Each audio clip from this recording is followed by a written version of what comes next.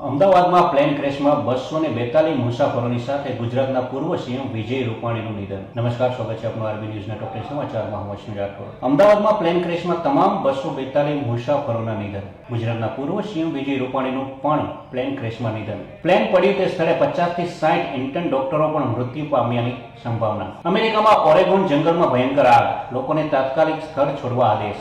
મધ્ય પૂર્વમાં યુદ્ધના ભણકારા, ટ્રમ્પનો અમેરિકન નાગરિકોને પાછા બોલાવવાનો આદેશ. ભારતની વોટર સ્ટ્રાઇકથી પાકિસ્તાનમાં પાણીની વિકટ સમસ્યા, 2 મુખ્ય જળાશયો થયા ખાલી. ટિકટોક સ્ટાર ખાબી લેમ ટ્રમ્પના ઇમિગ્રેશન વિધમાં ફસાયા, અમેરિકા છોડવું પડ્યું.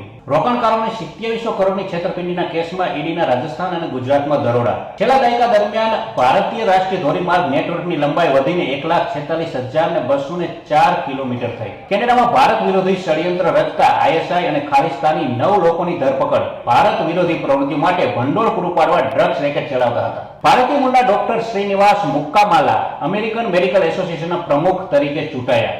ઇઝરાયલમાં રાજકીય સંકટ, નેતન્યાહુ સરકાર વિરુદ્ધ સંસદ ભંગ કરવાનું બિલ રજૂ. તો આ હતા ટોપ 10 ન્યૂઝ અને હું હતો આપની સાથે અશ્વિન રાઠોડ.